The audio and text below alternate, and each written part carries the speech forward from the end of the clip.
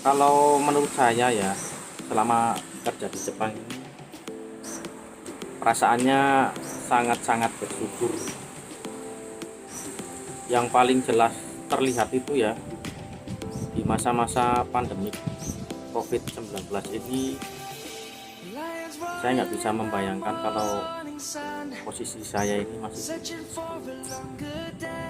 kita tahu semuanya ya, di sekolah-sekolah SD ini kan libur. Saya kan jualannya di SD kalau mereka libur terus saya jualannya gimana? Saya tinggalnya kan di Cirebon. Saya apa ya, gak ada pandangan untuk kerja di mana gitu, karena umurnya juga udah dapet kan, susah itu nyari kerja. Jadi yang paling kerasa itu untuk selebihnya kayak kerja kerasnya di Jepang itu kayak gimana, menurut saya itu enteng banget, lebih enteng daripada apa yang saya dapat. Makanya gimana ya, saya lebih banyak bersyukurnya di situ gitu, karena kita bersyukur di situ jadi pekerjaannya istilahnya kita lakukan sehari-hari itu enteng banget. Apalagi pas awal-awal itu siap pas awal-awal itu kan kerja itu benar-benar kerasa ringan banget. Karena apa? Karena selama berapa itu 4 tahunan itu saya nganggur. Maksudnya 4 tahunan itu saya nggak kerja, saya jualan, minta ganti usaha kayak gitu. Saya kangen banget merasakan kerja, terima gaji lagi. Nah, pas awal-awal bulan itu saya kerja di Jepang kayak gini ya, kayak gininya itu enteng banget.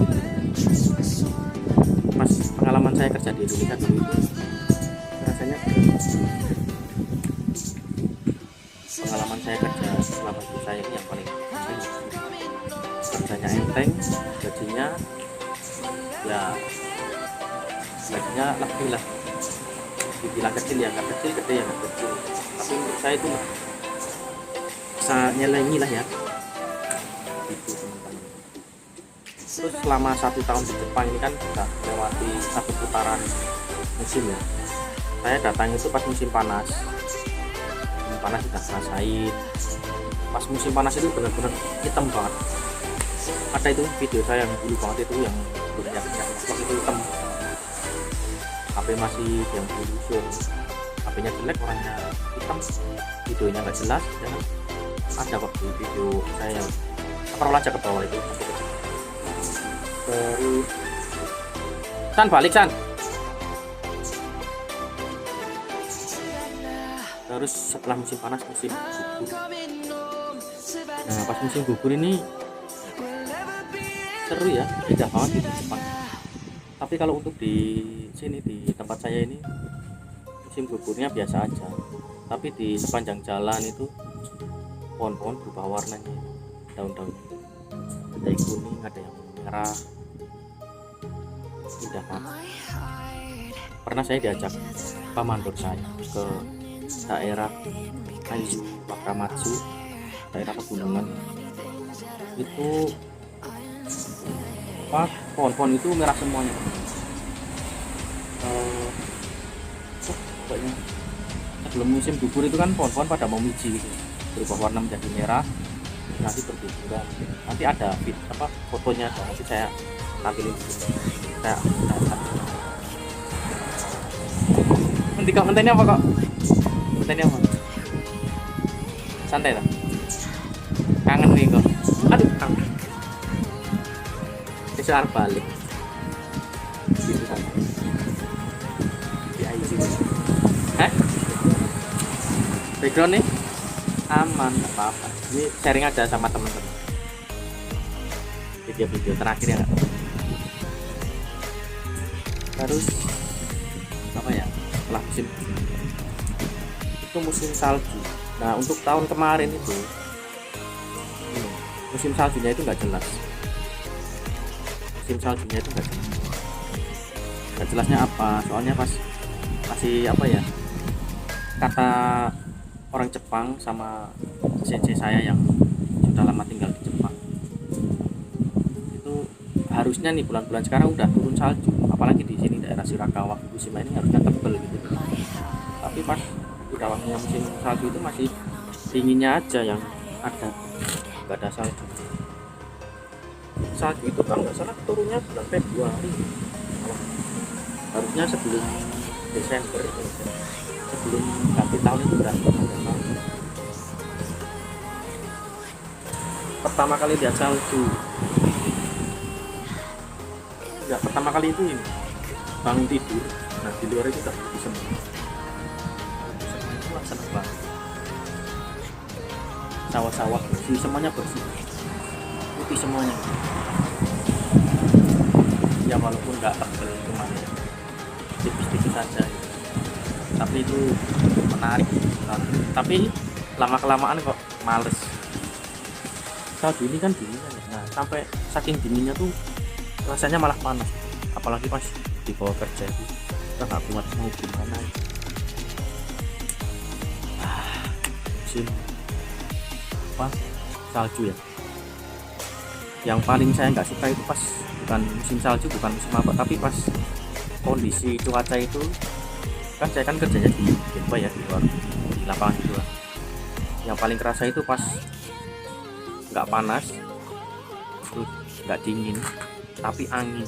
Nah pas angin gede terus turun apa, kalau hujan es itu apa kok namanya kok, mizure apa, mizure.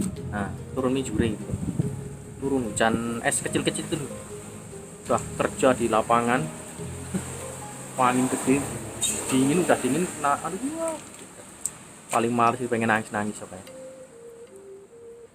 Kalau pas kayak gitu ingetnya pengen panas, wah pengen keringetan gitu. Aduh. Nah itu aja sih yang saya ingat yang nggak enak cuacanya. Terus setelah musim salju ya, itu musim semi. Musim semi ini yang ditunggu-tunggu itu adalah bunga sakura. Nanti kalau di galeri saya ada foto-foto saya di bunga sakura, nanti saya tempel di sini ya. Kalau ada, kalau nggak ada ya udah. Bunga sakura indah, itu emang indah banget. Di sini tuh kan kalau menikmati bunga sakura itu kan namanya hanamiya. Nah karena tahun ini ada virus corona, orang Jepang pun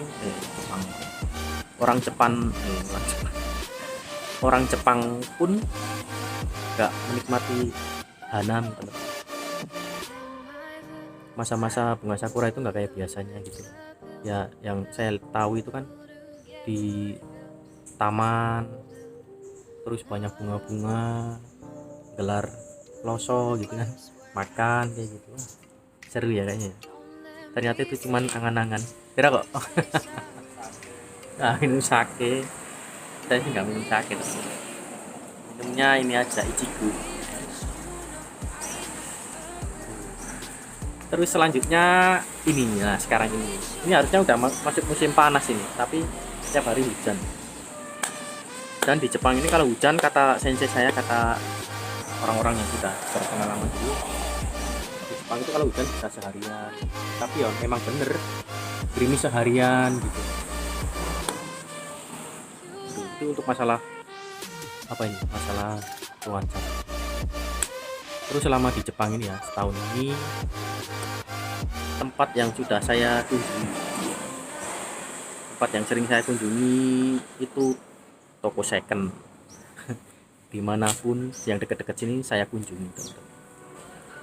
Karena kan saya di Indonesia juga sukanya belusuan di barang-barang rongsok ya. Di Indonesia juga ada, tapi nggak di apa ya, nggak di manage seperti di sini, kayak pasar minggu kayak gitu. Barang-barangnya bagus-bagus, murah ya, yang ada yang murah, ada yang mahal. Kalau sekiranya murah cocok, saya beli waktu itu sampai kalap, nggak kerasa kali belanja itu kalau dirupiahkan berapa juta gitu. Terus pulangnya bingung saya, barang penuh kopernya sampai nggak bisa bawa oleh-oleh.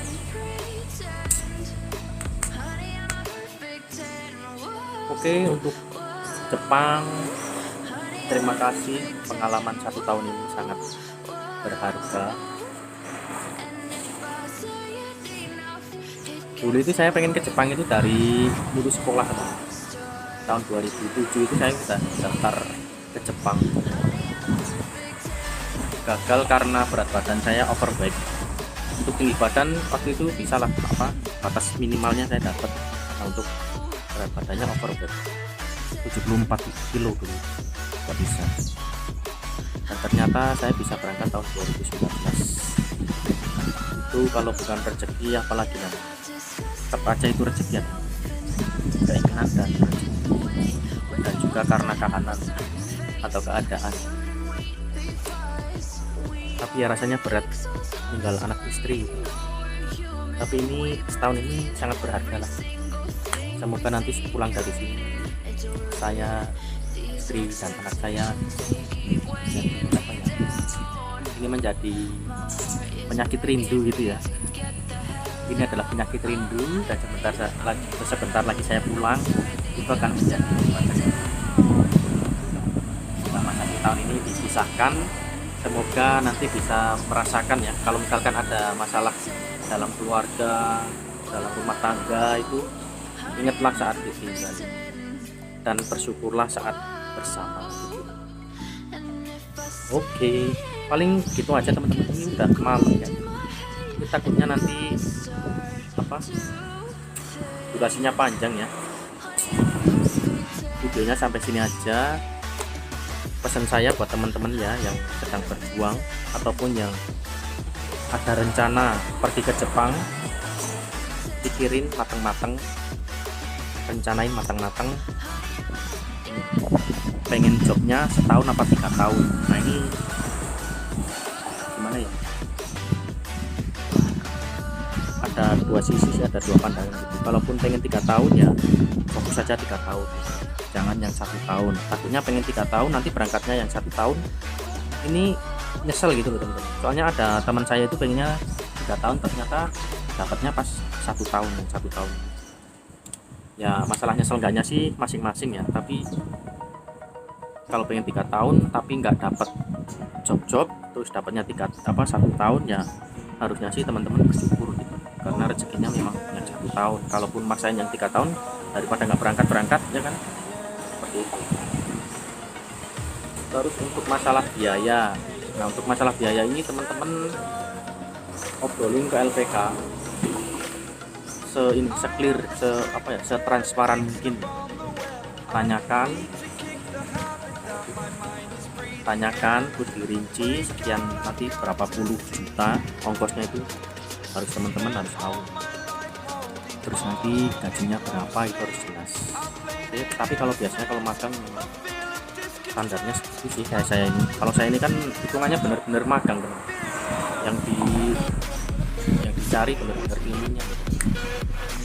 Yang diberikan dari perusahaan memang benar-benar ilmunya. Kita nggak dikasih jam kerja lebih, nggak dikasih lembur, tapi dikasih waktu pekerjaannya seperti ini, kerjakan.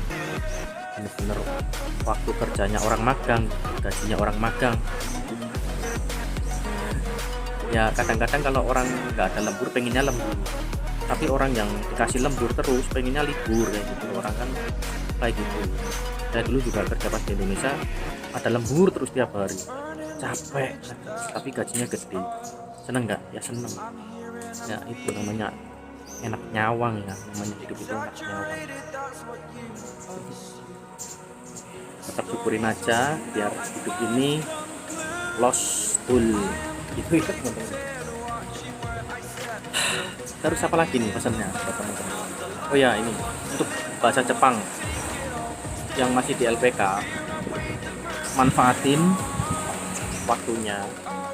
Kalian ini kan bayar kan di LPK, apalagi yang masih di LPK maupun di ini ya, di karantina ya, manfaatin waktunya untuk belajar bahasa Jepang. Bener-bener lah, serius lah. Kalau nggak tahu tanya. Biar pas di Jepang itu nggak bingung. terus lebih santai gitu. Kalau bisa bahasa Jepang itu kan, apalagi yang bahasa Jepang lancar terus bisa dapat level bahasa ya, N4, N3, N2, N1, wah, itu udah insya Allah ya. Namanya orang hidup ini kan hidup kerja ya, kalau udah punya sertifikat itu insya Allah kerjaan itu gampang jadi penerjemah.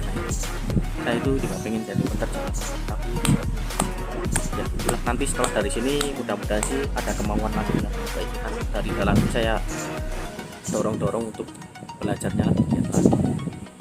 Kemarin saya ikut N4 dan itu gagal, kurang 7 poin karena gimana ya, serius nggak serius sih, tapi bisa dibilang agak nggak serius dan nyepelein gitu loh. Nyepelein, maksudnya nyepelein itu saya nggak belajar, cuman angan-angan ini cuman kira-kira lah, ilmu kira-kira gitu loh. Misalnya itu pas sebelum tes ini gampang lah. Nah setelah tahu hasilnya, tahu gitu belajar, aduh udah keluar uang ini ya, tapi ya nasi sudah jadi bubur ya teman-teman ya, tinggal ini aja, memperbaiki diri, nggak usah disesali ya. Menyesal boleh tapi jangan berlarut-larut. Oke, ini kelihatan terang tapi ini udah jam 7 sore teman-teman, sudah waktunya maghrib. Segini aja ya videonya ya, buat teman-teman tetap berusaha, intinya itu berusaha belajar bahasa Jepangnya, dirajinkan, ditekuni biar paham, apalagi bumbu ya, pola-pola kalimat itu penting. Saya ini, oh ya teman-teman, satu lagi ya, ini kan musimnya udah game-game gitu loh. Musuhnya ini apa, musuh diri sendiri itu adalah ini, handphone. Nah, musuh untuk males belajar itu adalah handphone. Kalau bisa ngalahin handphone, gak suka sama handphone, insya Allah kalian sukses.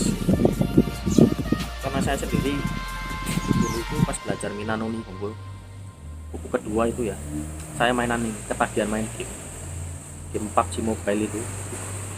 Kalau malam bukannya ngapalin kotoba malah lagi. Jadi ngapalin kotoba itu cuman baca-baca, cuman kira-kira gitu, malah belum. Nah itu aja sih, tetap semangat belajarnya, tekun, HP-nya dikurangin, sholatnya ditambahin, tepat waktu gitu lah. Sambil berusaha juga tetap berdoa ya teman-teman. Oke, buat teman-teman semuanya, semoga tetap sukses, semoga cepat sukses untuk bisa berangkat ke Jepang. Saya akhiri video ini.